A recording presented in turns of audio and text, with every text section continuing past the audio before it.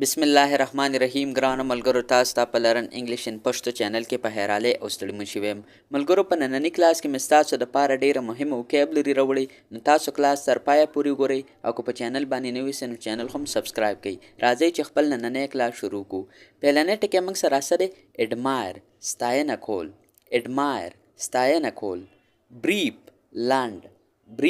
لاند یعنی ورکوټه کاشیس محتاط یعنی هغه کس چې احتیاط کوي ډیماند غوښتنه کول ډیماند څه ته وایي کله چې ته د یو کس نه د یو څیز په باره کې غوښتنه کوي چې یعنی دا کار به زه وکړم خو ته به هم دا کارونه وکړي یعنی دا به ماله کوي اسکیپ تښتېدنه یعنی تخته اسکیپ څه ته وایي اسکیپ تاسو سمپل دی ته ویلی شئ اوس مثال خبره تاسو په یو ځای کې یاستئ او تاسو د هغه ځای نه وځئ یعنی ته وتښتئ نو دې ته تاسو په انګلیش کې سمپل څه ویلی شئ اسکیپ فیمس مشهور فیمس ته په انګلیش کې رینون هم ویلی شي امیننټ هم ورته ویلی شي پاپولر هم ورته ویلی شي فیمس مشهور جینون اصلي مونږ لکه دا ډیر اصلي سیز دی یعنی ډیر ښه سیز دی یعنی ډیر دی کې مطلب څه دروغ پکې نشته نو دې ته موږ ویلی شو جینون هارمفل څه ته وایي زیانمن یعنی هغه سیز چې کوم سیز بل انسان ته نقصان ورکوي هغې ته موږ په انګلیش کې سمپل ویلی شو هارمفل اګنور څه ته وایي شي لپامه یا غورځول اګنور دی ته وایي اوس مثال خبره تا ته یو کس ویلی چې هلکه دلته راشه او تا ورلاړو بالکل اواز ورنکو تا اګنور کو نو دې ته څه ویل شي مطلب لپامه یا غورځول یعنی یو کس خبره تا ته وکړي او هغه ته بالکل اډو ځان پې ناغرضه کوي جرني سفر کایندنس مهرباني څه ته وایي مهرباني اوس مثال خبره واړه ماشومان دي او ته هغو سره مطلب ښه ښایسته طریقې سره ورسره میلاویږي هغو له مینه ورکوي یا نور هم چې څومره انسانان دي نو دې ته تاسو په انګلیش کې ویلی شئ کایندنس لیمټ حد یعنی لیمټ چې کومه دی دا موږ یو حد ته وایي هلکه موږ زما برداشت مطلب یو ښه دی نو دغه رنګې چې پښتو کې موږ کومې خبرې کوو نو دغه رنګې دې ته موږ په انګلیش کې لیمټ وایي منشن یادونه کول یعنی منشن څه ته وایي اوس مثال خبره یو کس ته تا یو کار وښوده چې هلکه دا کار داسې وکړه نو تا ورته یو څیز وښودو یاد دې ورته کو نو دې ته ویلی شي منشن نیرو تنګ چې کومه دی موږ تنګ ځای ته وایي اوس مثال خبره یو لاره ده هغه تنګه ده یعنی څوک پې نشي تلی صحیح نو دې ته تاسو په انګلیش کې سمپل څه ویلی شئ نیرو یعنی پښتو کې ورته موږ تنګ وایي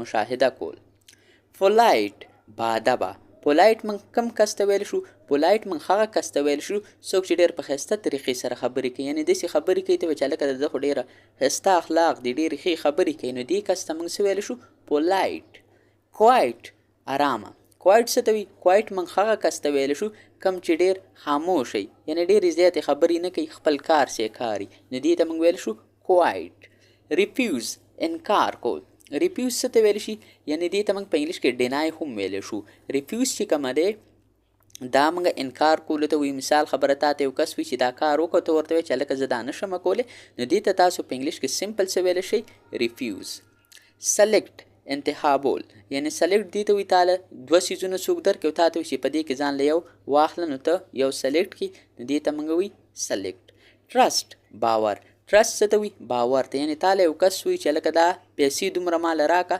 نو ستا په هغه باندې باور نو دې ته وایي ټرسټ یوزفول څه ته وایي یعنی ګټور یعنی هغه څیز چې کم موږ ته پیدا راکوي اوس مثال خبره یو څیز موږ دپاره ګټور دی موږ دپاره پیدا راکوي نو دې ته به موږ څه ویلی شو یوزفول وکټري بریا وکټري څه ته وایي یعنی دې ته موږ ټرمپ هم ویلی شو او دې ته تاسو نور هم ډېر انویټ خو زه پاتې کولی ته وایي یو څیز خو زه وکټري چې کومه دی دا موږ دې ته وایي اوس مثال خبره د یو دوو ټیمونو کرکټ میچ دی او چې چا وګټو نو دا څوک چې وګټي دې ته موږ ویلی شو وکټري وان خبرداری ورکول یعنی وان څه ته وایي یو کس ته د یو څیز باره کې خبرداری ورکول اوس مثال خبره یو کس یو کار کوي ته ورته وایي چې هلکه ته خو دا کار کوې خو د دې دا نقصانات هم دي نو دې ته وان ویلی شي ایکس ری چې کومه دی دا چې کله د انسان هډوکې وغیره مات شي نو موږ یې معلوموو دا موږ په ایکس ری معلوموو یوت ځواني. یوت چې کومه ده کله چې انسان ځواني نو ځوان هلک ته په انګلیش کې یوت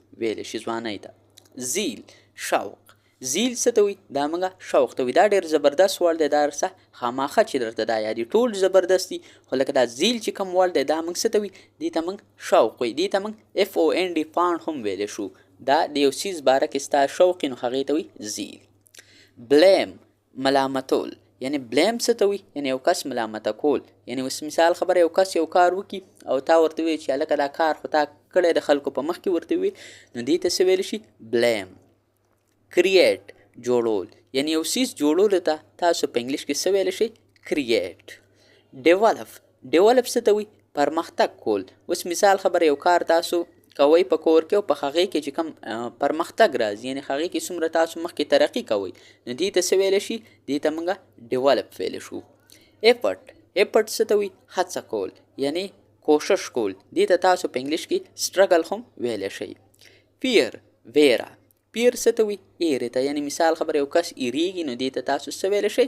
پیر. ګول هدف. ګول څه ته وي؟ دا موږ هدف ته وي، مقصد ته وي. یعنې ستاسو چې کوم ګولز دي، یعنې ستاسو هدف دی، تاسو وایي چې زه به په راروان 15 کاله کې به زه دا کارونه کوم، نو تاسو چې ځان ته را کوم هدف ایښی دی ته په انګلیش کې موږ ګول ویلی شو. هیلپ مرسته. هیلپ څه ته وي؟ مرستې ته. یعنې کله چې موږ یو انسان بل انسان سره مدد کوي دې ته تاسو په انګلیش کې څه ویلی شئ؟ هیلپ. انسپایر الهام ورکول. انسپایر دې ته وي. اوس مثال خبره تاسو چې کومه دی اوس ډېر داسې غټ غټ خلک به چې تاسو به د هغو نه انسپایر یاستئ، یعنې هغو چې کوم کارونه کوي، هغو چې څنګه پرسنالټي ده د هغې نه به تاسو انسپایر یاستئ. تاسو مطلب د هغه هره خبره داسې اخلئ چې مطلب بالکل تاسو وایي چې دا ټیک وي. جاین یو ځای کېدل. جاین څه ته وي؟ یعنې دوه څیزونه یو ځای کول. کیپ ساتل. کیپ څه ته وي؟ یعنې یو څیز ساتلو ته موږ ځان سره ساتلو ته په انګلیش کې وي کیپ. لاف خندل. خندا ته موږ په انګلیش کې لاف وي. بیا چې کومه دی لږ شانته چې کله موږ وخاندو چې د غاښونه هم ښکاره شي دې ته ګرین وي. بیا چې پسې لږ شانته نور دغه شو نو هغې ته موږ سمایل وي. او لاف چې کومه دی دا موږ خندا ته وي. منیج تنظیمول. منیج چې کومه دی دا تنظیمولو ته وي. اوس تنظیمول څه ته وي؟ اوس تاسو کور دی په هغې کې چې کومه دی ستاسو ټول هر څه تاسو سیسټم منیج کوئ. یعنې تاسو چې د بازار نه کومه سودا راوړئ، تاسو چې کوم ځای ته ځئ، تاسو چې کوم کور کې کار وغیره څه هم کوئ، هغه تاسو مطلب یو کس ته ډیوایډ کړي دي، یو کس ته هم ورکړي دي او کار د کور ډېر په ښه طریقې سره روان دی نو دې ته وي منیج. نیډ اړتیا. نیډ چې کومه دی دا ضرورت ته وي. دې ته موږ ریکوایرمنټ هم ویلی شو، خو ریکوایرمنټ او نیډ کې بیا لږ فرق دی. نو تاسو نیډ دغه ته وي اړتیا ته. اوبې اطاعت کول. یعنې اوبې چې کومه دی کله چې تا ته یو کس څه وي او ته هغه منې هغې ته وي اوبې. فراود ویاړمن. فراود څه ته وي؟ کله چې موږ په یو څیز باندې فراود کوو، یعنې ویاړ پې کوو موږ چې هلکه زه چې کومه دی پښتون یم نو زه په دې باندې ویاړ کوم، نو دې ته موږ په انګلیش کې وي پراود. کوېسچن پوښتنه. کوېسچن څه ته وي؟ پوښتنې ته وي. یعنې تا اوس مثال خبره د یو کس نه د یو څیز باره کې پوښتنه وکړه، دې ته موږ په انګلیش کې کوېسچن وي. ریسټ. ریسټ څه ته وي؟ استراحت یعنې آرام. یعنې کله چې موږ مثال خبره ډېر کار وکړو یا مثال خبره تاسو په سعودي کې یاستئ، دوبۍ کې یاستئ، 2 کاله تېر کړئ، بیا چې کله تاسو خپل ملک ته راځئ نو تاسو هلته ریسټ کوئ، آرام کوئ. سټرانګ. سټرانګ څه ته وي؟ قوي ته. یعنې یو مضبوط څیز ته موږ په انګلیش کې څه ویلی شو؟ سټرانګ. بل چې کوم موږ سره راسه دی تھنک. تھنک څه ته ویلی شي؟ تھنک وي فکر کول ته. یعنې د یو څیز باره کې سوچ، یعنې دا کار به زه څنګه کوم، دا څیز به زه څنګه راوړم، دې ته وي تھنک. انډرسټینډ پوهېدل. انډرسټینډ څه ته وي؟ دا وي پوهېدلو ته. په یو څیز باندې، په یو کار باندې، په یو سبق باندې، په څه باندې هم پوهېدلو ته موږ څه ویلی شو؟ انډرسټینډ. ویزټ.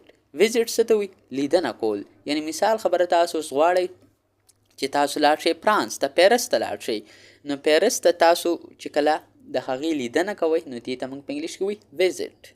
ورک کار کول. کار کولو ته په انګلیش کې تاسو سمپل څه ویلی شئ؟ ورک.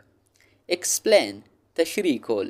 ایکسپلین څه ته وي؟ د یو څیز باره کې تشریح کول، یعنې هغه ورته په اسانو ټکو کې وضاحت کول. لکه څنګه چې زه تاسو ته کوم چې مطلب دا ټکی داسې دی، دا داسې دی، بیا د دې دا معنی ده، نو زه چې تاسو ته څنګه دا معلومات در کوم نو دې ته تاسو په انګلیش کې ویلی شئ ایکسپلین. هوپ. هوپ څه ته وي؟ هیله یعنې امید. خوب چې کومه دی دې ته تاسو اپټیمیزم هم ویلی شئ. خوب چې کومه دی د یو څیز باره کې امید ساتل چې دا به داسې داسې کیږي. ملګرو دا و زمونږ نننی کلاس چې پای ته ورسېدو.